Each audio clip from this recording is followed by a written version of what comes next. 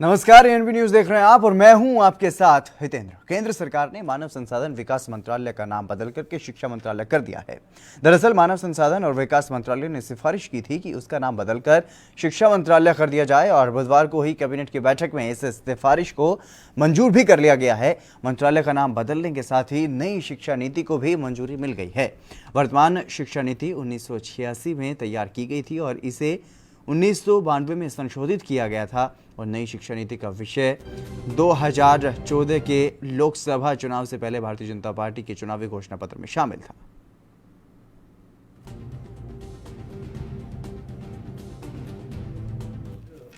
प्रधानमंत्री नरेंद्र मोदी जी की अध्यक्षता में मंत्रिमंडल की बैठक हुई और 21वें सदी के एक नई शिक्षा नीति को उसमें मंजूरी दी गई।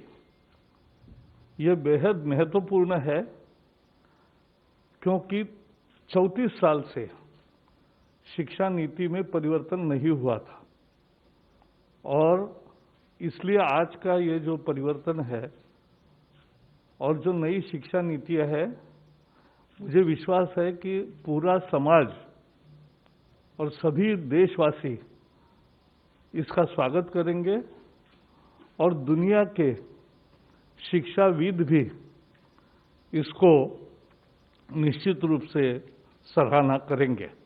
सरकार ने 2 समितियां बनाई। एक TSR सुब्रमण्यम की समिति जिसने मई 2016 में अपना प्रतिवेदन दिया था और उसके बाद डॉक्टर के कस्तूरी रंगन जो प्रसिद्ध वैज्ञानिक हैं, इसरो में रह चुके हैं, चेयरमैन थे स्पेस कमीशन के, विभिन्न इंस्टीट्यूट्स के वो चांसलर हैं, बोर्ड ऑफ गवर्नर्स के डायरेक्टर हैं, शिक्षा से उनका जुड़ाव है और शिक्षक और अन्य स्कूल शिक्षा, उच्च शिक्षा दोनों से जुड़े हुए जो बड़े वैज्ञानिक हैं या एकेडमिक हैं, उनकी कमेटी बनाएगी। कमेटी के डिटेल अंतिम स्लाइड में मैं दूंगा, कुछ जानकारी भी उसके बारे में आपको उपलब्ध कराऊंगा। इसके अलावा केंद्र सरकार ने अनलॉक 3 के लिए भी गाइडलाइंस जारी कर दी हैं और गृह मंत्रालय की ओर से जारी दिशा निर्देश में 5 अगस्त से जिम खोलने की इजाजत दे दी गई है और साथ ही सरकार ने नाइट कर्फ्यू को भी हटा दिया है और मेट्रो, रेल और सिनेमा घर पर पाबंदी जारी रहेगी। सरकार ने कहा है कि स्वतंत्रता दिवस के कार्यक्रम सोशल डिस्टेंसिंग के साथ किए जाएंगे और इसके अलावा अन्य स्वास्थ्य प्रोटोकॉल का भी पालन करना होगा, जैसे मास्क पहनना। गृह मंत्रालय ने बताया है कि राज्यों और केंद्र शासित प्रदेशों के साथ व्यापक चर्चा के बाद यह निर्णय लिया गया है कि स्कूल, कॉलेज और कोचिंग संस्थान 31 अगस्त तक बंद रहेंगे। सरकार ने यह भी कहा है कि नई गाइडलाइन कंटेनमेंट जोन के बाहर के लिए है और 1 अगस्त से अनलॉक 3 लागू हो जाएगा। गृह मंत्रालय की तरफ से बताया गया है कि आज जारी किए गए नए दिशा निर्देश राज्यों और केंद्र शासित प्रदेशों से प्राप्त फीडबैक पर आधारित हैं और संबंधित मंत्रालयों और विभागों के साथ व्यापक विचार विमर्श किया गया है।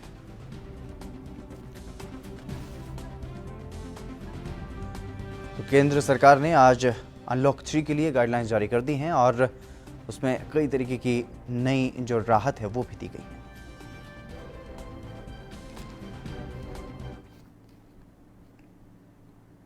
हरियाणा के अंबाला में राफेल लड़ाकू विमान की लैंडिंग हुई तो सियासत भी शुरू हो गई। इसी पर हरियाणा के गृह मंत्री अनिल विज का बयान भी सामने आया है। उन्होंने कहा है कि कांग्रेस को जनता ने सबक सिखाया है। इसके अलावा उन्होंने राफेल को महाबली बताया और कहा कि अब वायुसेना की ताकत कई गुना बढ़ गई है।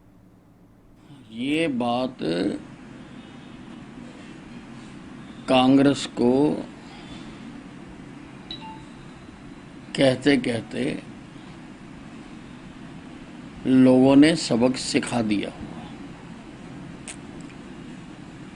ये जिस प्रकार से लोगों को भ्रमित करना चाहते हैं, जब भी हिंदुस्तान के लिए सीना चौड़ा करने की बात आती है, ये कांग्रेस पार्टी और उसके नेता लोगों को डिमोरलाइज करते हैं। जहां तक राफेल के कीमत का सवाल है, उसका जवाब लोकसभा में भी, सुप्रीम कोर्ट में भी और जनता में भी हमने बखूबी दे दिया हुआ। कोरोना वायरस पर विश्व स्वास्थ्य संगठन यानी कि WHO ने एक बार फिर से लोगों को आगाह किया है, चेतावनी दी है। WHO का कहना है कि लोगों को किसी भी तरह की गलतफहमी में नहीं रहना चाहिए कि कोरोना वायरस एक मौसमी बीमारी है जो कि मौसम बदलने के साथ कम हो जाएगी। विश्व स्वास्थ्य संगठन की प्रवक्ता ने एक वर्चुअल ब्रीफिंग में कहा है कि कोरोना वायरस महामारी एक बड़ी लहर है।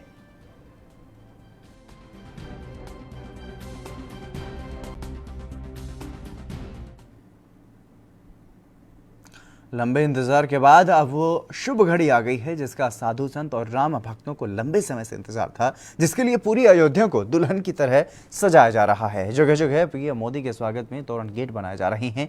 वहीं आज हम आपको बताने जा रहे हैं कि 5 अगस्त की ऐतिहासिक घड़ी में रामलला को किस तरह की पोशाक पहनाई जाएगी और कौन दर्जी रामलला की पोशाक सीलता है।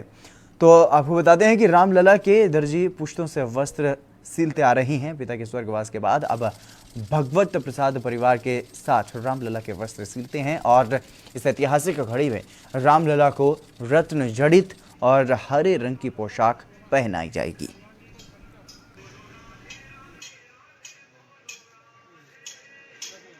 पोशाक ये श्री बाबूलाल टेलर के नाम से दुकान है। बाबूलाल जी मेरे पिताजी थे।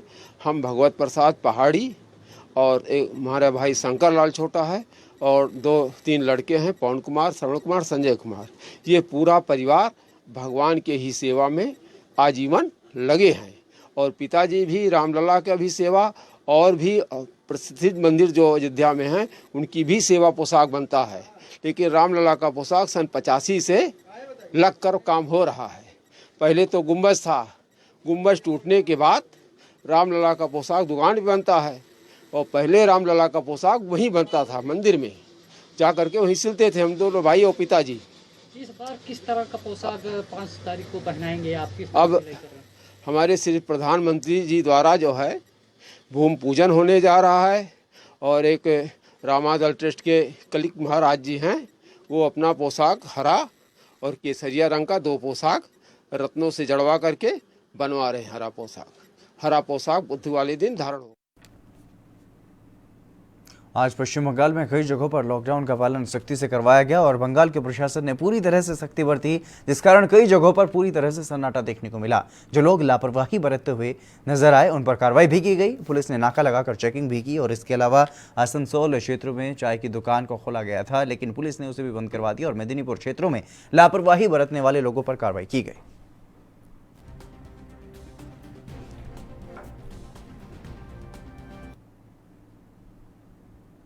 रुड़की के लक्सर क्षेत्र में सुल्तानपुर कन्हारी गांव में कोल्हू चरखी मालिकों ने दबंग प्रॉपर्टी डीलर पर गंभीर आरोप लगाए और उनका कहना है कि स्थानीय पुलिस और कुछ बदमाशों के साथ मिलकर प्रॉपर्टी डीलर जबरन परेशान करते हैं और चरखी मालिकों के आरोप हैं कि भूमि की नपाई के लिए चकबंदी और तहसील पटवारी को मौके पर बुलाकर प्रॉपर्टी डीलर ने 2 जेसीबी लगाकर कुछ ही घंटों में पूरी चरखी को खाक में मिला दिया और अब ये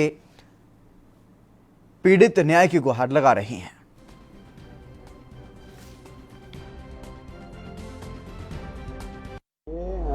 हमारे संज्ञान में बहुत पहले से है, 6 या 7 महीने पहले संज्ञान में मामला आया था। ये 2 पक्षों में आपस में ज़मीन के बंटवारे को लेकर मामला है, जिसमें कि एक पक्ष दूसरे पक्ष की ज़मीन पे बहुत दिनों से कोल्हू का काम चला रहा है। वो दूसरे पक्ष से एक ज़मीन किराए पे लेता आ रहा है 20 साल से और अब उस ज़मीन पे मालिकाना हक जमा रहा है। तो ये दूसरा जो पक्ष है वो लीगल प्रोसेस के थ्रू एसडीएम साहब के यहाँ उसने दरखास्त दी, पैमाइश के ऑर्डर आए। पैमाइश के ऑर्डर करने के बाद वो अपनी ज़मीन पे अपना निर्माण करना चाह रहा है और जो दूसरा पक्ष है उसमें इसको आपत्ति है। तो ये मामला हरियाणा के उप मुख्यमंत्री दुष्यंत चौटाला भी पार्टी के कार्यक्रमों के चलते अंबाला पहुंचे थे और इस मौके पर राफेल के अंबाला आगमन पर देश प्रदेश के लोगों को उन्होंने बधाई दी है और आज के दिन को ऐतिहासिक बताते हुए उन्होंने कहा है कि अब वायुसेना की ताकत बढ़ गई है। बधाई देता हूँ कि आज एक ऐतिहासिक दिन है जहाँ अंबाला छावनी की इस पावन धरा पर हमारे लड़ाकू विमानों के फ्लीट के अंदर 5 राफेल फाइटर जेट्स जुड़े हैं और कहीं ना कहीं आज इन 5 फाइटर जेट्स का जुड़ना अपने आप में इंडियन एयरफोर्स की ताकत को नई टेक्नोलॉजी के साथ लैस भी करने का काम करेगा और हमारे फ्रंट बेसिस में से एक को और मजबूत करने का काम करेगा। आज भारतीय वायुसेना पहले से भी ज़्यादा मजबूत हुई है, मैं बधाई देता हूँ। राजस्थान के सीकर जिले के सांवले स्थित डेडिकेटेड कोविड-19 अस्पताल में कोरोना मरीजों ने आज दूसरे दिन भी विरोध प्रदर्शन किया और मरीज सुबह से ही अपने वार्डों से बाहर निकलकर अस्पताल की अव्यवस्थाओं के खिलाफ आक्रोश जताते हुए नजर आए और अस्पताल के अंदर जाने का रास्ता जाम कर व्यवस्थाओं में सुधार की मांग की गई। मरीजों का आरोप है कि अस्पताल में न तो भोजन है और न ही अन्य सुविधाएं हैं। मरीजों का समय पर उपलब्ध कार्रवाई नहीं जा रही है और न ही अस्पताल में निगरानी की कोई उचित व्यवस्था है और ऐसे में कोरोना मरीज चाहे जहां घूम फिर रहे हैं। आरोप है कि अस्पताल प्रबंधन बच्चों और गर्भवती महिलाओं तक का ध्यान नहीं रख रहे।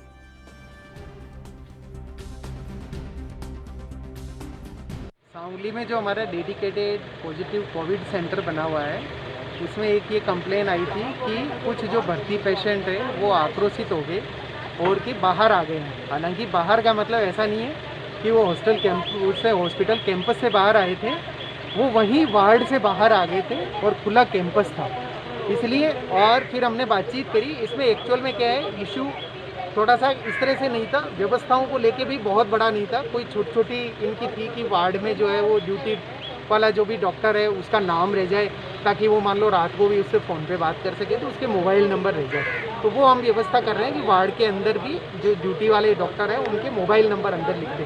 हालांकि हमने कंट्रोल रूम के नंबर अंदर लिखे हुए होते हैं, बट वो सीधा उससे ही बात कर ले, कोई दिक्कत नहीं है। एक थोड़ा इशू ये हुआ था कि एक लेडी है जिनका पीहर डीडवाना में है और वो उनकी पूरी फैमिली ही पॉजिटिव आ गई। एक छोटा सा बच्चा है 7 महीने का और उसके साथ उसकी नानी है और उस बच्चे को भी डीडवाना से रेफ़र किया था MCH हॉस्पिटल में। तो उसको रेफ़र करने पे उसके स्वास्थ्य को लेकर और वो लेडी बहुत ज़्यादा टेंशन में थी, इसलिए उसने अपना आपा खो दिया। उसकी ये जिद थी कि मुझे वहाँ MCH में मेरे बच्चे के पास ले जाया जाए। अब क्योंकि वो कोविड पॉजिटिव है तो निश्चित रूप से माँ की भावनाएं थी ये कि भाई बच्चे के प्रति, बट स्टिल क्योंकि वो पॉजिटिव है तो हम खतरा ये नहीं उठा सकते।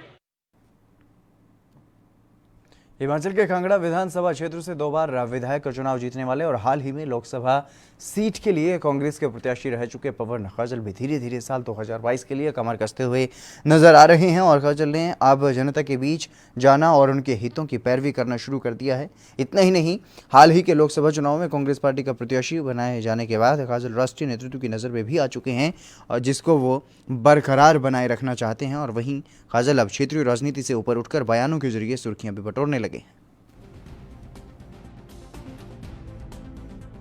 मैं इतना की जानता हूँ कि कांग्रेस पार्टी 2022 की चुनाव लड़ने की तैयारी कर रही है और जो हमारे CLP के लीडर हैं, प्रदेश अध्यक्ष हैं, बाकी जितने भी वरिष्ठ नेतागण हैं वो सारे इकट्ठे होकर चलेंगे। और यहाँ पर जो भारतीय जनता पार्टी की जो सरकार है, जो प्रदेश में उन्होंने 2.5-3 साल हो गए, जो प्रदेश में ग्राउंड लेवल तक कुछ काम नहीं किया, उसको उखाड़ने के लिए सारे इकट्ठे होंगे आने वाले टाइम। करनाल नेशनल हाईवे पर रोजाना हजारों गाड़ियां एक जगह से दूसरी जगह पर जाती हैं और आज सुबह एक गाड़ी जो चंडीगढ़ से नोएडा की तरफ जा रही थी वो हादसे का शिकार हो गई। गाड़ी में 5 दोस्त सवार थे और बुटाना के पास गाड़ी अनियंत्रित होकर ग्रिल से टकरा गई और उसके बाद गाड़ी में आग लग गई। आग लगने के बाद कड़ी मशक्कत से गाड़ी में सवार लोगों ने अपनी जान बचाई और गाड़ी से बाहर निकले।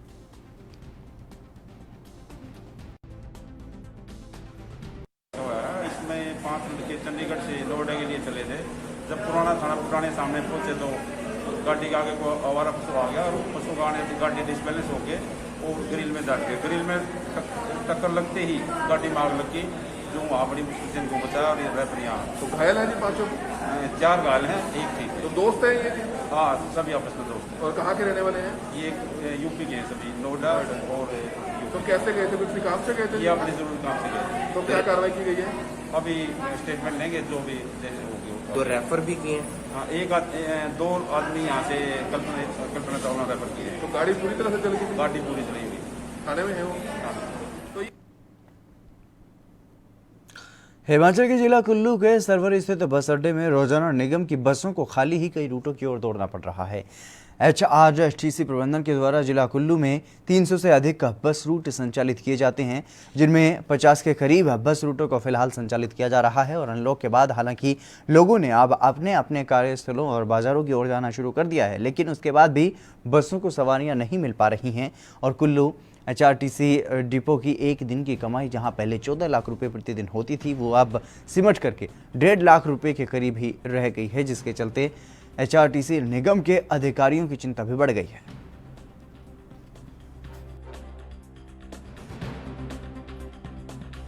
क्षेत्र में लगभग 320 के आसपास हमारे पास रूट्स हैं, जिनमें से सिर्फ अभी 50 चल रहे हैं। कुल मिला के 35 से 36 गाड़ियाँ हम लोग यूज़ कर रहे हैं डेली। और जहाँ तक अर्निंग का संबंध है, आज की डेट में हमारे पास लाख सवा लाख के आसपास टोटल कैश आ रहा है, जो कि नॉर्मल डेज़ में हमारे पास 12 से 14 लाख के बीच में होता था। तो इसी हिसाब से आप घाटा कैलकुलेट कर सकते हैं कि हमारा टोटल कितना पर डे कितना लॉस है। हिमाचल के जिला कुल्लू के 12 बैरियर पर गहन जांच करते हुए 25 अप्रैल से अभी तक करीब 504 गाड़ियों और 1100 से ज़्यादा लोगों को वापस भेजा गया है। और ये लोग जिले में बिना पास और बगैर अनावश्यक काम से प्रवेश करने की कोशिश कर रहे थे। इनमें से 31 विदेशी और 162 पर्यटक भी शामिल हैं।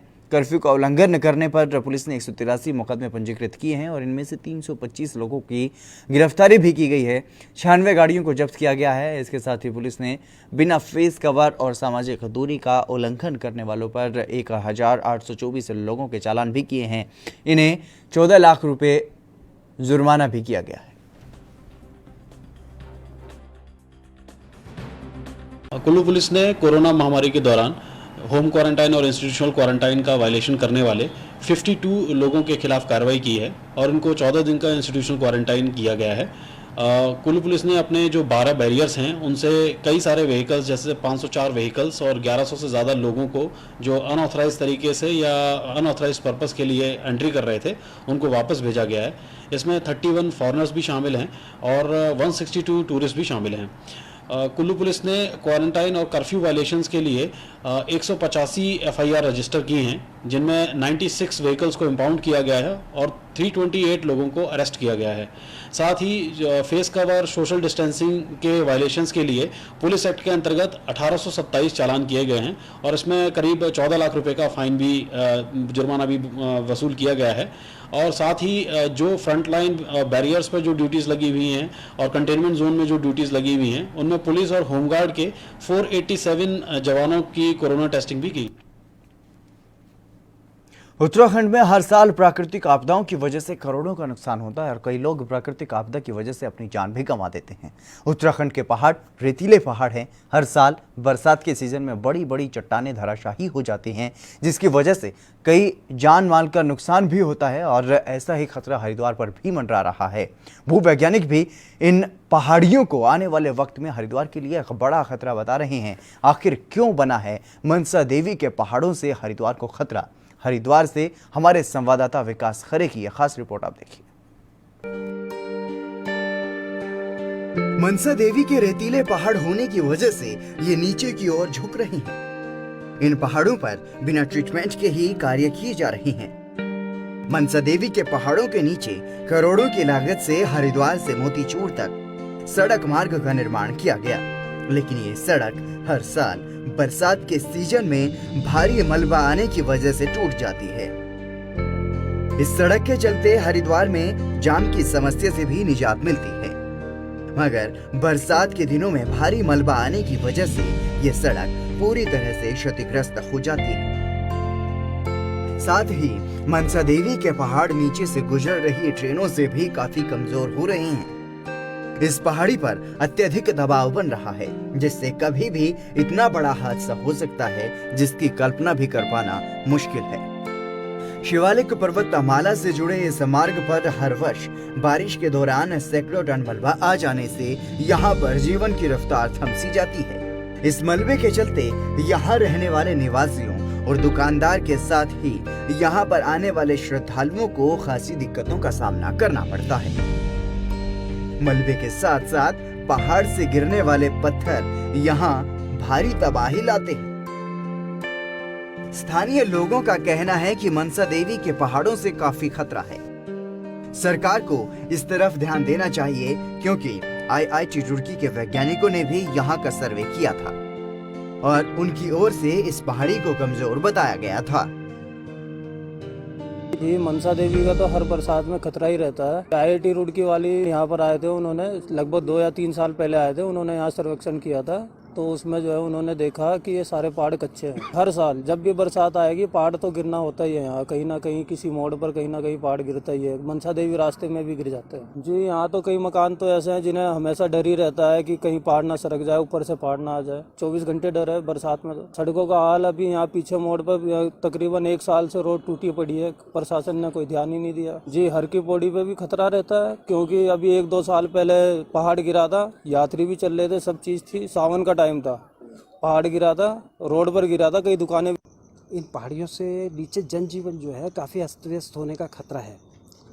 अभी IIT रुड़की द्वारा जो है इस पर सर्वेक्षण भी किया गया था। इन पहाड़ियों से वो खतरा बताया गया है कि नीचे घनी आबादियाँ हैं, काशीपुरा है, जोगिया मंडी है, काफ़ी आबादी है नीचे जिनके जो है भय के उसमें रहते हैं लोग। ये हमें चाहते हैं सरकार ट्रीटमेंट करे, इन पहाड़ियों का अच्छी तरीके से करे, पेड़ पौधे लगाए जाएं, यहाँ पे सुनियोजित विकास हो इसका। हाँ भय का वातावरण बनाना।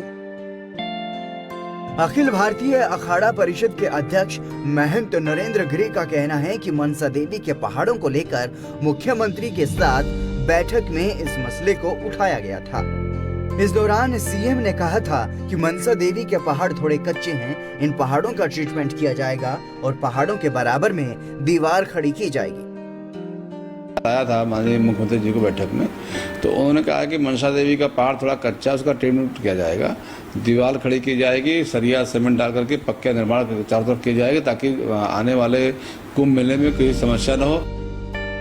मनसा देवी के पहाड़ हर साल वर्षा ऋतु में धर्म नगरी हरिद्वार के लोगों के लिए आफत लेकर आते हैं। इन पहाड़ों की वजह से सबसे ज्यादा खतरा भीमगौड़ा, ब्रह्मपुरी और प्रमुख हर की पैड़ी अपर रोड को है जो बिल्कुल पहाड़ों के नीचे बसा। भूवैज्ञानिक बीडी जोशी का कहना है कि मनसा देवी के पहाड़ बहुत ही कच्चे पहाड़ हैं। ये चट्टान के ऊपर बने पर्वत नहीं है, ये गंगा की पुरानी मिट्टी से बना हुआ पहाड़ है। कई वर्षों से देखने में आ रहा है कि इन पहाड़ों में भूमि का कटाव बढ़ रहा है और वो विकास कार्यों और बुलडोजर से कटाव किया जाता है, बिना ट्रीटमेंट के पर्वत श्रृंखला को कमजोर करता चला जा रहा है। देखिए मनसा देवी के ऊपर जो खतरा, आज के बारे में मैंने आज से 10-12 वर्ष पूर्व अपनी छोटी सी शोध से पूरे राष्ट्र को बता दिया था कि अगर जो निर्माण का कार्य चल रहा है बिना वैज्ञानिक तरीकों से सड़क को मेंटेन किए हुए, सड़क के कटाव को देखते हुए और उसके ऊपर जो अंधाधुंध निर्माण कार्य चल रहे हैं मनसा देवी मंदिर के नीचे, इन सब को देखते हुए, साथ ही साथ जो रेलवे ट्रैक का चौड़ीकरण हो रहा है उसको भी संज्ञान में लेते हुए तथा जो बदलते मौसम, क्लाइमेट चेंज के असर को देखते हुए पिछले कई सालों से हम देख रहे हैं कि कब बारिश हो जाती है, अचानक बारिश हो जाती है, तेज बारिश हो जाती है, क्लाउड बस्ट हो जाता है। इन सब बातों को ध्यान में रखते हुए मनसा देवी पे आने वाला खतरा काफ़ी गंभीर है और इससे अभी तो सिर्फ लोगों को असुविधा का सामना करना पड़ रहा है, थोड़ी सी प्रॉपर्टी का नुकसान इस बार हुआ है। आने वाले समय में अगर इस पर ध्यान नहीं दिया गया और अगर कभी अचानक क्लाउड बस्ट हो गया जैसे केदारनाथ में हुआ था, तो एक मिनी केदारनाथ की दुर्घटना हरिद्वार के मनसा देवी से लेकर के नीचे के मोती बाजार तक और गंगा के तट तक हो सकती है। सड़कों पे निर्माण सबसे खतरनाक स्थिति होती है क्योंकि सड़कों पर जब आप निर्माण करते हैं तो आपको पर्वत श्रृंखला की बैक सीट को काटना पड़ता है और बुलडोजर से उसको आप काटते हैं, लेकिन उसको फिर आप रिटेनिंग वॉल का सहारा आप नहीं देते हैं क्योंकि उसमें लागत लगती है। और आप उसको जब चालू ढंग से आप विकास के कार्यों को करेंगे, चाहे वो सड़क निर्माण का काम हो, चाहे वो रेलवे ट्रैक का निर्माण का काम हो, चाहे छोटे मोटे बिल्डिंग बनाने का कार्य हो, तो उसकी क्षति, उसकी कीमत हमें चुकानी पड़ेगी। हरिद्वार के लिए तो ये बहुत ही ज़्यादा इस समय सामयिक हो गया है, क्योंकि हम ये देख रहे हैं कि बदलते मौसम और बढ़ती हुई विकास की अनियंत्रित घटनाओं की वजह से सब चीज़ें, हमारा प्राकृतिक जो पर्वत श्रृंखला है वो कमज़ोर होती चली जा रही है और उसकी वजह से उसमें ज़मीन का, भूमि का, मिट्टी का कटाव बढ़ता चला जा रहा है। सड़कों तक में जो गाद आ जाता है वो उसकी मात्रा बढ़ती चली जा रही है। ये स्पष्ट संकेत है कि आप चेत जाइए ताकि आने वाले समय में आपको किसी भयंकर आपदा का सामना न करना पड़े। देखिए, सरकार को तो दो काम करने हैं। पहला काम, जो निर्माण की गतियाँ उनको निपट वैज्ञानिक तरीकों से करे। रिटेनिंग वॉल को मजबूती देते हुए जितनी आवश्यक हो उतनी सड़क की चौड़ाई रखे, पहली बात। दूसरी बात, सरकार म्यूनिसिपैलिटी के थ्रू जो अवांछनीय बिल्डिंगों का काम चल रहा है, उसमें भवन निर्माण काम चल रहा है, उन पर तुरंत रोक लगनी चाहिए ताकि अधिक खुदान न हो और वो मनसा देवी का पर्वत श्रृंखला बची रहे। वहीं इस मामले पर हरिद्वार के जिलाधिकारी सी रविशंकर का कहना है कि मनसा देवी के पहाड़ों पर पहले भी रिसर्च की गई है। उसको देखते हुए इस मामले का संज्ञान लिया जाएगा और जो भी सुरक्षा के इंतजाम किए जाने हैं, हमारी ओर से सभी इंतजाम किए जाएंगे। IIT रुड़की वैज्ञानिकों के द्वारा मां मनसा देवी की पहाड़ियों का अध्ययन किया गया था। उनकी रिपोर्ट में इन पहाड़ियों को कमजोर बताया गया था। अगर समय रहते सरकार ने इन पहाड़ियों का ट्रीटमेंट नहीं किया तो वो दिन दूर नहीं जो एक बड़ी आबादी के लिए यह पहाड़ी खतरा बन जाए। कैमरा पर्सन के साथ मैं विकास करे, ANB न्यूज। चलिए फिलहाल रुकेंगे एक छोटे से ब्रेक के लिए, जल्द हाजिर होंगे।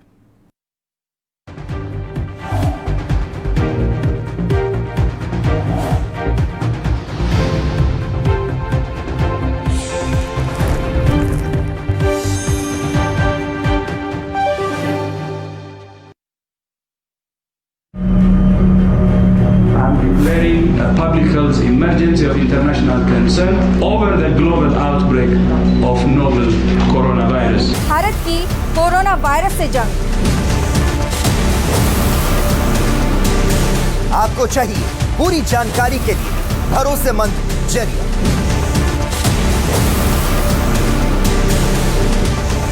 जानकारी जो अफवाहों पर ना हो। 24 घंटे 7 दिन लगातार सिर्फ ANB न्यूज पर।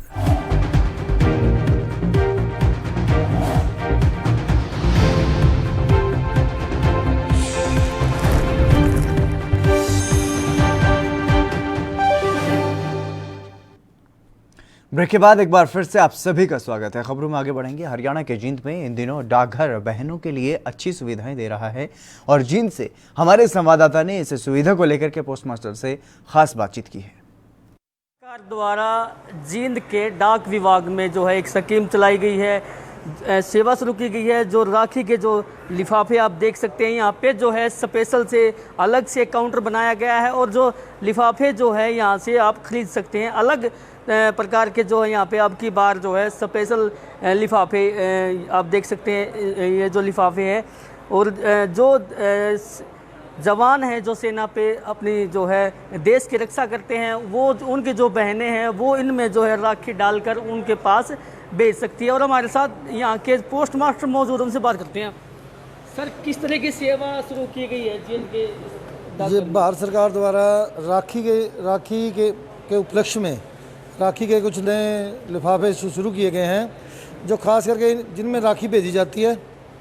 और ये लिफाफे 10 रुपये की कीमत पे है और इनका एक फ़ायदा है कि जैसे राखियाँ आती हैं दूसरे लिफाफों में, इनकी पहचान हो जाती है और आगे डिलीवर करने में जल्दी आसानी हो जाती है पोस्टमैन को, और ये राखी टाइम पे उनके जिनके पास जानी होती है उनको मिल जाती है। हमारे साथ और भी जो है यहाँ के कर्मचारी मौजूद है।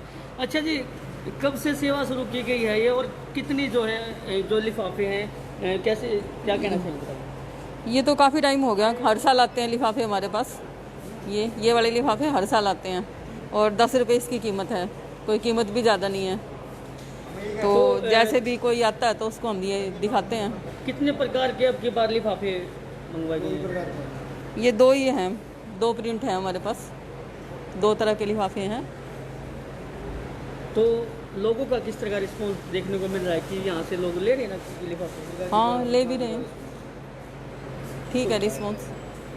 यहाँ लेने के लिए आते हैं? हाँ, ले रहे हैं। बिल्कुल, अगर आपको जो है राखी का लिफाफा लेना है तो जींद के डाकघर में आपको वो उपलब्ध होगा और 10 रुपये जो है इसकी कीमत है।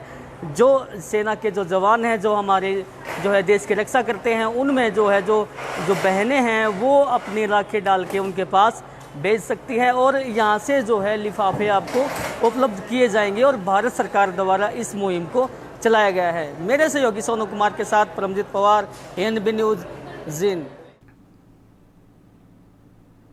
पंजाब के जिला फतेहगढ़ साहिब में कोरोना के मामले लगातार बढ़ते जा रहे हैं। जो रिपोर्ट आज सामने आई है उसमें कुल 30 नए कोरोना पॉजिटिव मामले सामने आए हैं, जिनमें से 16 मामले सिर्फ मंडी गोविंदगढ़ से सामने आए हैं और उनमें 7 पुलिस के मुलाजिम भी शामिल हैं।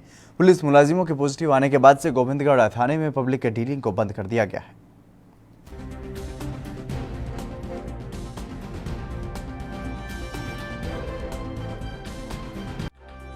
फतेहगढ़ साहिब ਦੇ ਵਿੱਚ ਕਰੋਨਾ ਦਾ ਕਹਿਰ ਲਗਾਤਾਰ ਜਾਰੀ ਹੈ। ਪਿਛਲੇ ਕਾਫੀ ਦਿਨਾਂ ਤੋਂ ਫਤਿਹਗੜ੍ਹ ਸਾਹਿਬ ਦੇ ਵਿੱਚ ਕਰੋਨਾ ਦੇ ਹਰ ਰੋਜ਼ ਮਾਮਲੇ ਆ ਰਹੇ ਨੇ, ਲੇਕਿਨ ਅੱਜ ਫਤਿਹਗੜ੍ਹ ਸਾਹਿਬ ਦੇ ਵਿੱਚ 30 ਕਰੋਨਾ ਪੋਜ਼ਿਟਿਵ ਮਾਮਲੇ ਆਏ ਨੇ, ਜਿਨ੍ਹਾਂ ਦੇ ਵਿੱਚੋਂ ਮੰਡੀ ਗੋਬਿੰਦਗੜ੍ਹ ਪੁਲਿਸ ਸਟੇਸ਼ਨ ਦੇ 7 ਮੁਲਾਜ਼ਮ ਵੀ ਹਨ ਤੇ ਇਸ ਨੂੰ ਦੇਖਦੇ ਹੋਏ ਪੁਲਿਸ ਸਟੇਸ਼ਨ ਦੇ ਵਿੱਚ ਪਬਲਿਕ ਡੀਲਿੰਗ ਨੂੰ ਬੰਦ ਕਰ ਦਿੱਤਾ ਗਿਆ ਹੈ। ਹੁਣ ਜ਼ਿਲ੍ਹਾ ਫਤਿਹਗੜ੍ਹ ਸਾਹਿਬ ਦੇ ਵਿੱਚ 116 ਐਕਟਿਵ ਮਾਮਲੇ ਨੇ ਤੇ ਹੁਣ ਸਾਨੂੰ ਚਾਹੀਦਾ ਹੈ ਕਿ ਸਰਕਾਰ ਦੁਆਰਾ ਦਿੱਤੀਆਂ ਗਈਆਂ ਹਦਾਇਤਾਂ ਨੂੰ ਪਾਲਣ ਕਰੀਏ, ਸਮਾਜਿਕ ਦੂਰੀ ਨੂੰ ਬਣਾ ਕੇ ਰੱਖੀਏ ਤੇ ਘਰੋਂ ਬਿਨਾਂ ਮਾਸਕ ਨਾ ਨਿਕਲੀਏ ਤੇ ਸਮੇਂ-ਸਮੇਂ ਤੇ ਆਪਣੇ ਹੱਥਾਂ ਨੂੰ ਸੈਨੀਟਾਈਜ਼ ਕਰਦੇ ਰਹੀਏ।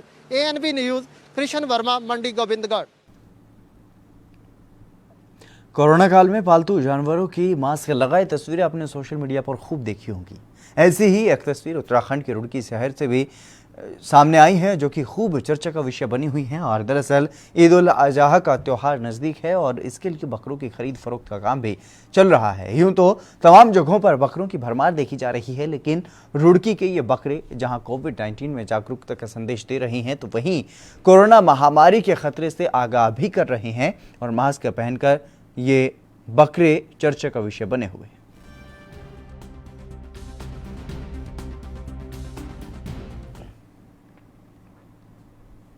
मिर्जापुर जिले में एक युवक के जींस पैंट में कोबरा सांप घुस गया और युवक दहशत में रात भर खंबा पकड़कर खड़ा रहा और इस दौरान जहरीला सांप उसके जींस पैंट में बैठा रहा। और सुबह होने के बाद स्थानीय लोगों ने पास के एक सपेरे को बुलाकर के किसी तरह से सांप को जींस के पैंट से बाहर निकलवाया, तब जाकर युवक की जान बच सकी। और क्षेत्र पंचायत सदस्य महेश सिंह ने बताया कि रात 12 बजे से सुबह 7 बजे तक युवक 7 घंटे तक खंभा पकड़कर खड़ा रहा और तब जाकर उसकी जान बची है और एहतियात के तौर पर प्रशासन ने एम्बुलेंस भी बुला ली थी।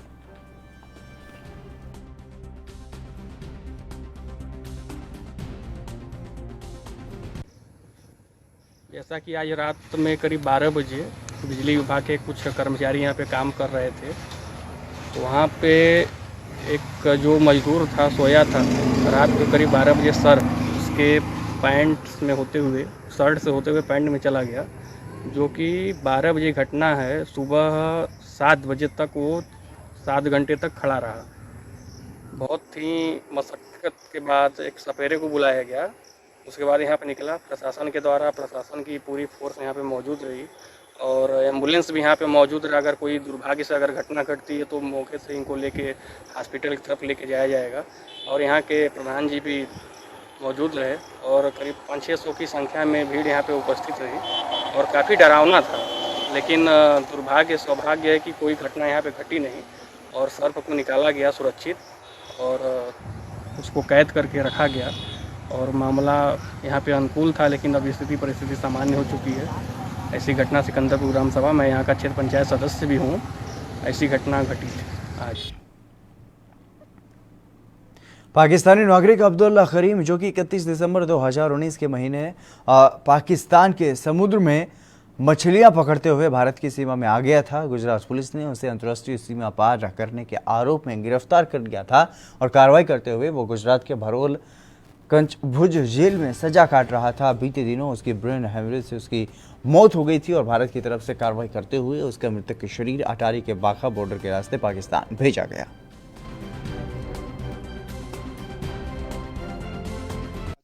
पाकिस्तान एक नागरिक जिसका नाम अब्दुल करीम, उम्र करीब 35 साल आ, जिहड़ा कि 31 दसंबर वाले दिन पाकिस्तान तो मच्छियां फड़न वास्ते अपने एरिया में दाखिल होया। अपने लिमिट क्रॉस करके वो जिहड़ा वा इंडिया की हद अंदर आ गया, जिन्होंने गुजरात पुलिस ने राउंड अप किया। राउंड अप करने तो बाद उसदे विरुद्ध मुकदमा number 1/20, 8C, 21C, 25 and 29 NDPS act दर्ज किया गया, जिस नूं पलारा जेल भुज के कच्छ दे विच रखा गया, जिस दी ब्रेन हैमरेज होने करके डैथ हो गई है। अज उसकी डैड बॉडी लैके उत्थों की भुज पुलिस टीम जी वो आई हुई है।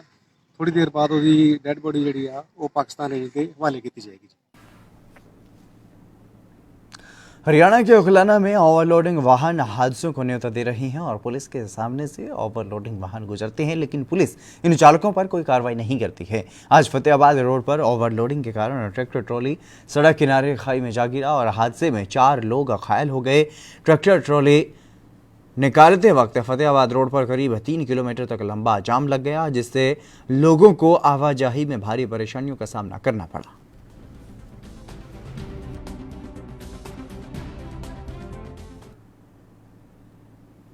छत्तीसगढ़ के जशपुर जिले में आदिवासी बाहुल्य लोग जहां पर रहते हैं, वहां कृषि के साथ ही वनोपज से मिलने वाले लाभ पर निर्भर रहते हैं वो लोग। और आज भी इस जिले के विभिन्न क्षेत्रों में लोग जमीन पर सोते हैं, जो अक्सर जहरीले सांपों के काटने से सामयिक मौत के गाल में समा जाते हैं। और यहाँ पर लंबे समय से सर्फ केंद्र की स्थापना की बात कही जा रही है, लेकिन वो कागजों में ही सिमट कर रह गए हैं।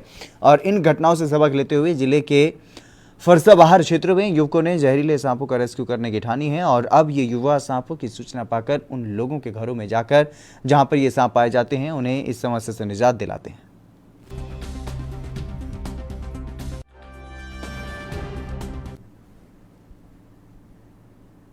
यूपी के संभल में पुलिस और बदमाशों के बीच मुठभेड़ हो गई और एसपी यमुना प्रसाद के नेतृत्व में मुठभेड़ की कार्रवाई को अंजाम दिया गया, जिसमें एक बदमाश को गोली लगी और आखिल नाम का गैंगस्टर गंभीर मामलों में पुलिस के हिट लिस्ट में शामिल था। और साथ ही मुठभेड़ में आखिल के साथ साथियों को भी गिरफ्तार किया गया है, जिसके पैर में गोली लगने की खबर सामने आई है। यूपी के संभल की यह खबर है, जहां पर बदमाश और उसके साथी को हिरासत में लिया गया है और पुलिस की बदमाशों से मुठभेड़ हुई है, जिसमें एक पुलिसकर्मी भी घायल हुआ है।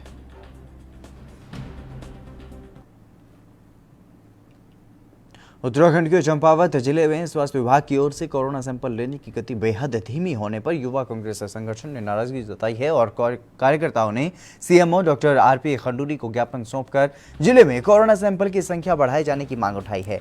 प्रदेश युवा कांग्रेस के आह्वान पर युवा कांग्रेस जिला अध्यक्ष सूरज प्रहरी के नेतृत्व में दिए गए ज्ञापन में यह कहा गया है कि जिले में कोरोना सैंपल लेने की गति बेहद धीमी होने के कारण 2 महीने पहले घर आए प्रवासी कोरोना पॉजिटिव निकल रहे हैं और जिससे लोगों में भय का माहौल है।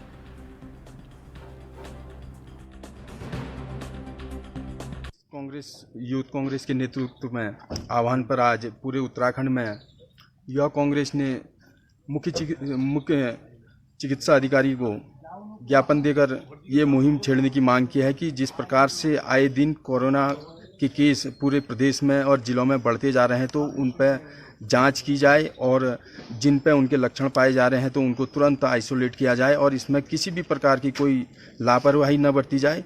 और आने वाले समय में, क्योंकि यह आंकड़ा बहुत दूर तक जा सकता है और लोग चैकुनी बोरा में जो अभी 2 लोग पाए गए हैं वहाँ पे कोरोना पॉजिटिव, तो उन पे अभी तक कोई जांच उनकी अच्छी तरह से नहीं की गई है और संपर्क में कई लोग आए होंगे, तो सभी लोगों की वहाँ पर सैंपलिंग होनी चाहिए थी और सारे उसको लेके वहाँ पर आइसोलेट की व्यवस्था पर ये स्वास्थ्य विभाग द्वारा की जाए। उत्तराखंड में उधम सिंह नगर की किच्छा में कांग्रेस के कार्यकर्ताओं ने प्रदेश की बीजेपी सरकार के खिलाफ प्रदर्शन करते हुए सिर के बाल मुंडवाकर सरकार का पिंडदान किया है और किच्छा नगर के मुख्य चौराहे पर कांग्रेस के कार्यकर्ताओं ने प्रदेश सरकार के खिलाफ जमकर नारेबाजी की। प्रदर्शनकारियों की माने तो प्रदेश की बीजेपी सरकार तानाशाही रवैया अपनाए हुए है और कांग्रेस के कार्यकर्ता जब प्रदेश में ठप पड़े विकास कार्यों, बेरोजगारी और भ्रष्टाचार के खिलाफ आवाज उठाते हैं तो उन पर फर्जी मुकदमे लगाकर आवाज दबाने की कोशिश की जाती है और इसी का विरोध कांग्रेस कार्यकर्ताओं ने किया है। बताइए, ये जो मुंडन कराया है प्रदेश की भाजपा सरकार तो इस समय बिल्कुल तानाशाही रवैये अपना चुकी है। अगर हम जनहित मुद्दे उठाते हैं तो उस पर हमारे कांग्रेसी कार्यकर्ताओं पर, पदाधिकारियों पर फर्जी मुकदमे दर्ज किए जाते हैं। उन मुकदमों की वापसी के लिए और प्रदेश सरकार को होश में लाने के लिए ये आज हमारे नगर अध्यक्ष और ब्लॉक अध्यक्ष ने दोनों से संयुक्त रूप से अपना मुंडन कराकर सरकार का, प्रदेश की भाजपा सरकार का पिंडदान।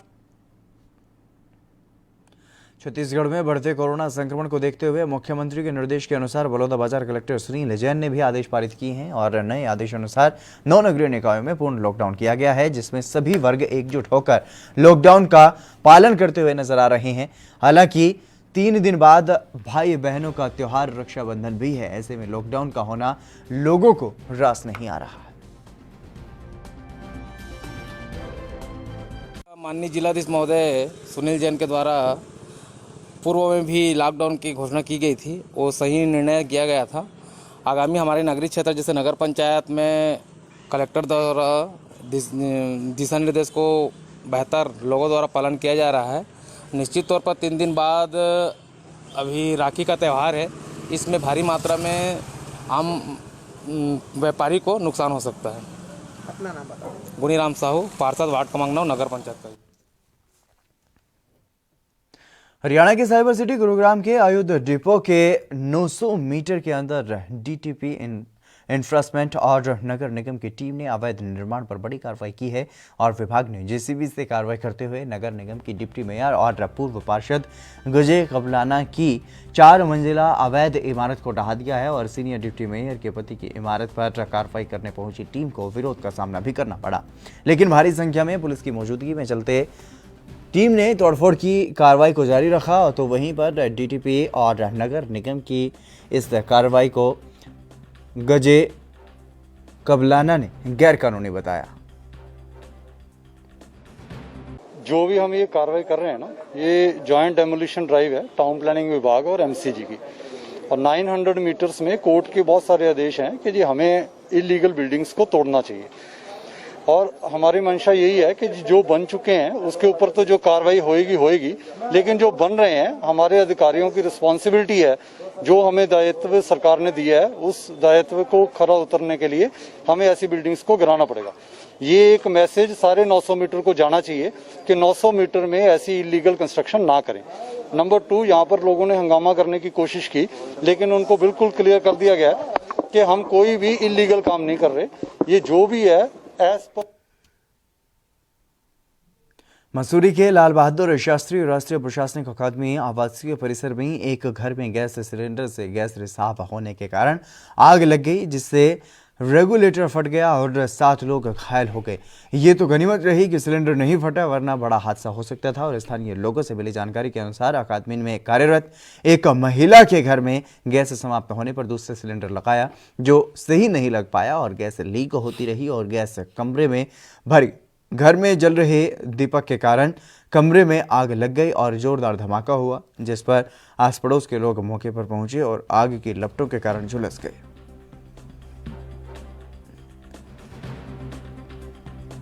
गैस सिलेंडर के रिसाव की वजह से ये बड़ा हादसा हुआ है। हादसे में 7 लोग घायल हो गए हैं।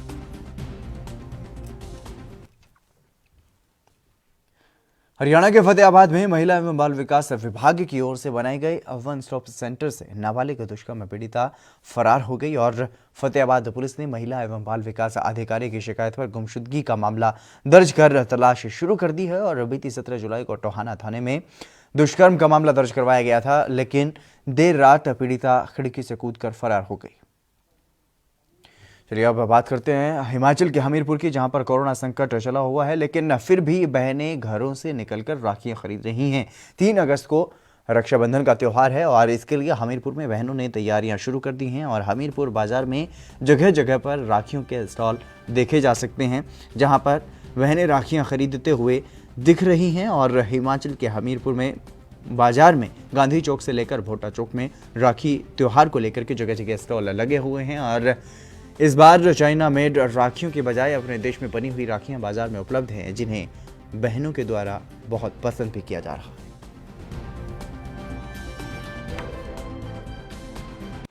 इसका इंतज़ार तो हर सिस्टर को रहता है, जितने हमारे यहाँ इंडियन है या ऑल वर्ल्ड में है, तो सभी बहनों को इंतज़ार रहता है कि हर साल हमने राखी बांधनी है अपने भाइयों के लिए।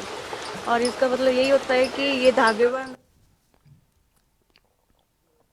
कोरोना वायरस पर WHO ने एक बार फिर से लोगों को आगाह किया है और WHO का कहना है कि लोगों को किसी तरह की गलतफहमी में नहीं रहना चाहिए कि कोरोना वायरस एक मौसमी बीमारी नहीं है जो मौसम बदलने के साथ कम हो जाएगी। और विश्व स्वास्थ्य संगठन के प्रवक्ता मार्गरेट हैरिस ने एक वर्चुअल ब्रीफिंग में यह कहा है कि कोरोना वायरस महामारी एक बड़ी लहर है।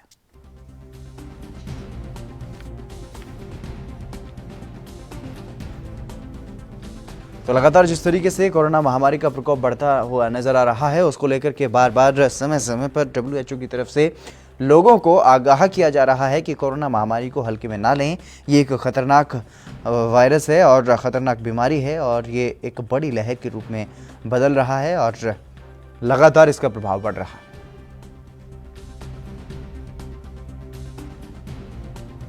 तो जिस तरीके से पूरे विश्व में कोरोना के संक्रमण के मामले लगातार बढ़ रहे हैं, उसी को देखते हुए लगातार अंतर्राष्ट्रीय संगठन WHO विश्व स्वास्थ्य संगठन लगातार आम लोगों को जागरूक करने की कोशिश कर रहा है।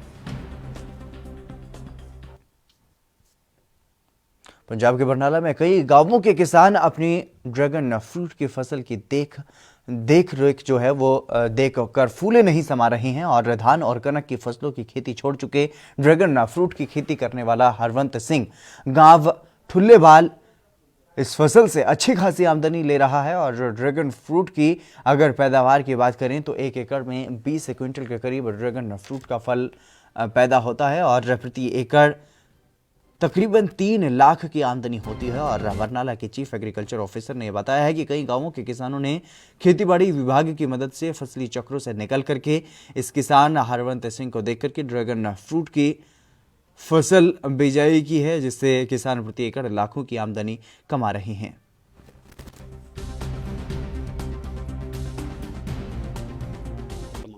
ਇਹ ਫਰੂਟ ਦੀਆਂ ਫਿਰ ਅਸੀਂ ਆਪਦਾ ਤਜਰਬਾ ਕਰਕੇ ਦੇਖਿਆ ਜੀ। ਤਜਰਬੇ ਤੋਂ ਬਾਅਦ ਫਿਰ ਅਸੀਂ ਸਾਲ ਬਾਅਦ ਫਿਰ ਅਸੀਂ ਅੱਗੇ 500 ਪੌਲ ਲਾਇਆ ਜੀ, 1.25 ਏਕੜ। ਇਹਦਾ ਫਲ ਕੋਈ 1.5 ਸਾਲ 'ਚ ਤਕਰੀਬਨ ਆ ਜਾਂਦਾ ਜੀ। ਦੂਜੇ ਸਾਲ ਇਹਨੂੰ ਫਲ ਕੋਈ ਪਰ ਪੌਲ ਨੂੰ 5 ਕੇਜੀ, ਤੀਜੇ ਸਾਲ ਕੋਈ ਪਰ ਕੇਜੀ ਆਉਂਦਾ ਇਹਨੂੰ 10 ਕਿਲੋ, ਜਾਣੀ 20 ਕੁਇੰਟਲ ਤੋਂ ਲੈ ਕੇ ਜੀ ਤੀਜੇ ਸਾਲ 40 ਕੁਇੰਟਲ ਤੱਕ ਇਹਨੂੰ 4 ਲੱਖ ਦਾ ਹੋ ਗਿਆ ਜੀ। 2-2.5 ਲੱਖ ਦਾ ਮੰਨ ਕੇ ਚੱਲੋ ਜੀ ਆਹ ਸੀਜ਼ਨ 'ਚ ਆ ਜਾਣਾ। ਹਾਂ, ਇਹ 'ਚ ਕਿਸਾਨ ਖੁਸ਼ ਆ ਜੀ, ਕਿਉਂਕਿ ਇਹਦੇ ਐਂਟਰ ਕਰੋ ਵੀ ਆਪਾਂ ਸਬਜ਼ੀਆਂ ਵਗੈਰਾ ਜਾਂ ਫਰੂਟ ਵਾਲੇ ਹੋਰ ਵੀ ਦਰਖਤ ਜਿਵੇਂ ਹੈਗਾ ਆਪਣਾ ਅਮਰੂਦ ਆਗਾ ਜਾਂ ਕੋਈ ਹੋਰ ਚੀਜ਼ ਆ ਉਹ ਆਪਾਂ ਲਾ ਸਕਦੇ ਹਾਂ। ਨਹੀਂ, ਸਾਨੂੰ ਆਰਡਰ ਇੱਥੇ ਘਰੇ ਆ ਜਾਂਦਾ ਜੀ। ਹੁਣ ਵੀ ਸਾਨੂੰ 20 ਕਿਲੋ ਦਾ ਆਰਡਰ ਆਇਆ ਹੋਇਆ ਜੀ, ਉਹ ਅਸੀਂ 300 रुपये पर केजी। हरियाणा के हिसार जिले में टिड्डी दल का हमला हो चुका है और राजस्थान से बिखरा हुआ दल हिसार जिले में घुस चुका है। टिड्डियों को लेकर के जिला प्रशासन की 10 टीमें रात भर लगी रही, लेकिन टिड्डी दल हिसार में खत्म नहीं हुआ और टिड्डी दल के आने की खबर फैलते ही गांवों में हड़कंप मच गया। सूचना मिलने के बाद किसान थालियां, पीपे, ड्रम, पटाखे लेकर के खेतों में पहुंचे और वहां जाकर बजाना शुरू किया गया। इस बीच जिले का प्रशासनिक अमला भी, जिले की जो अधिकारियों की टीम है वो 10 टीमें मौके पर गांवों में पहुंची और टिड्डी दल को भगाने की कोशिश की गई।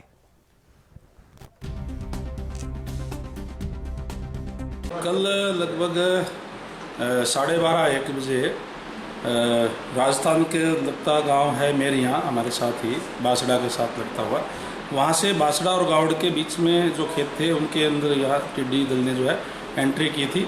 और जैसे ही ग्रामीणों के फ़ोन आए, पता लगा, तुरंत मैंने कृषि अधिकारियों से संपर्क किया, प्रशासन के लोगों को भी कहा और प्रशासन की पूरी टीम को लेकर के मैं खुद भी वहाँ पे पहुँचा और तमाम जो कृषि अधिकारी है और उन्होंने इसके साथ साथ यूनिवर्सिटी के जो डॉक्टर हैं उनको भी वहाँ मौके पर बुलाया और लोगों को अवेयर किया कि भी दिन के अंदर तो, क्योंकि दिन के अंदर उड़ती है, इसलिए दिन के अंदर तो आप कोई भी ढोल, डीजे या पिपे या परात, थाली जो भी बजा करके उनको भगाने का काम किया तमाम जो है किसानों ने।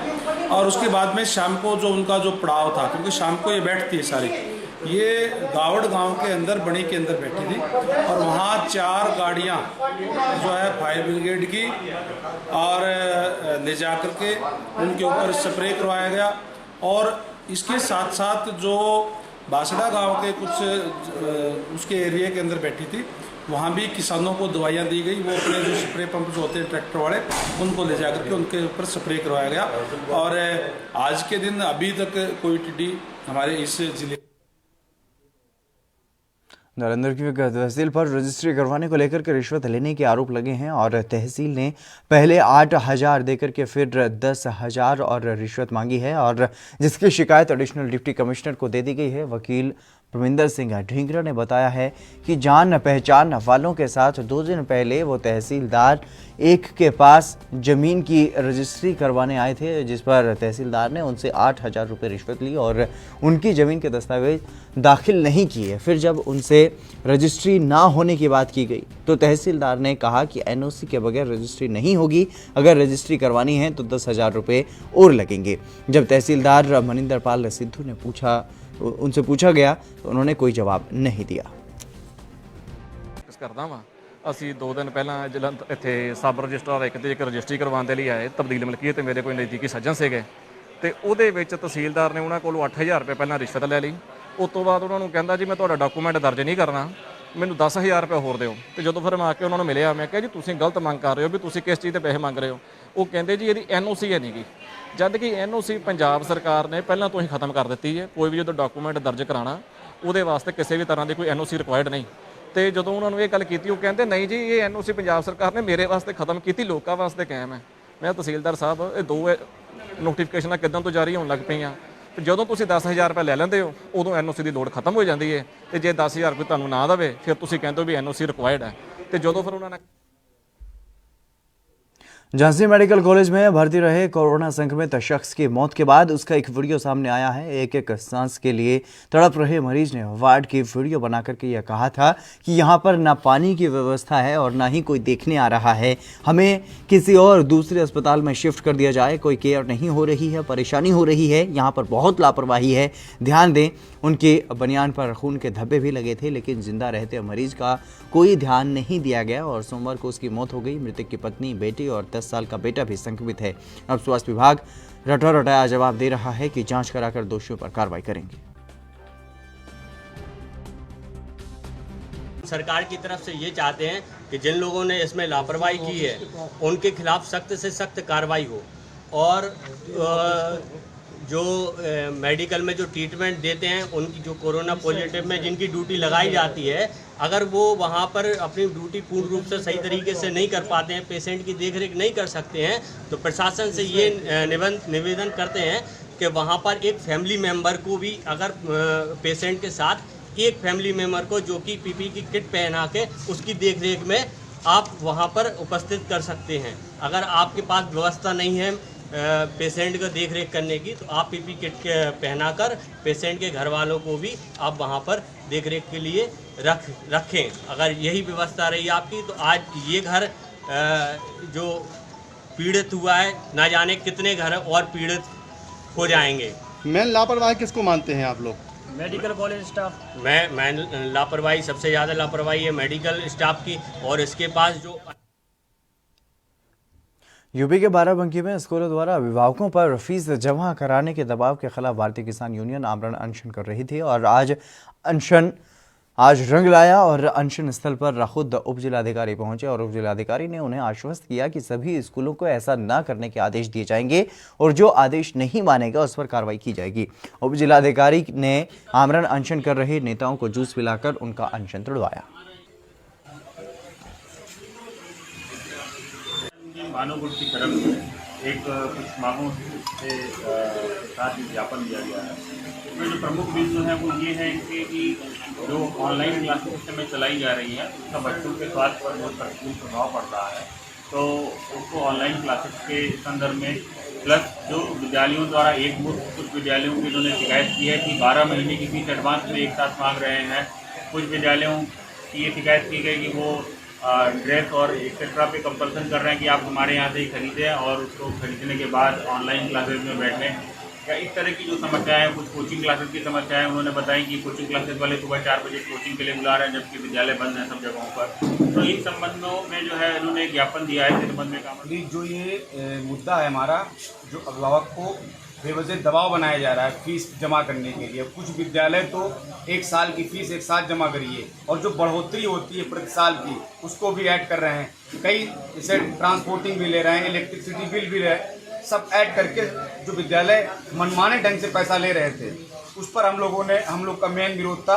बाकी रही फीस माफी की बात, तो हम लोग जब से लॉकडाउन स्टार्ट हुआ था तब से इस मुद्दे को ले रहे हैं, लेकिन हमारे ये जो मांग हमारी ये शासन स्तर की मांग है। इस पर जनपद के जो जिलाधिकारी हैं ये कुछ नहीं कर सकते। जो हमारी जनपदीय मांग है, जनपद के जो स्कूल हैं, स्कूल के जो संचालक हैं उन्होंने दबाव बना रहे हैं अभिभावक पे, उस दबाव को खत्म किया जाए। और जो हमारी जो शासन स्तर की मांगे थी उसको ऊपर भेज दिया है। जो जिले स्तर की हमारी मांगे थी उसको तत्काल रूप से SDM साहब महोदय ने कहा है इसको हम जिले में लागू करेंगे। और जो ये जबरन फीस वसूली का मुद्दा था इसको मैंने प्रमुखता से उठाया था। और यहाँ पे जो 1 साल की एक मुफ्त फीस लेने की बात यहाँ पे बाराबंकी कुछ स्कूलों द्वारा थी उसकी भी मैंने शिकायत की, उसका भी इन्होंने निस्तार दूर किया। और जो ड्रेस और जो ये सब कई चीज़ें ऐसी थी जो स्कूल द्वारा जबरन कहा जाता है इसको लीजिए, उस पर भी इन्होंने कहा कि हम रोक लगा देंगे। तो जो हमारी प्रमुखता से प्रमुख मांगे थी उस पर संतुष्ट हो गए, तो इसलिए हमने अमला अनशन आज तोड़ा है। चलिए फिलहाल मेरे साथ खबरों में बस इतना ही, दीजिए इजाजत, नमस्कार।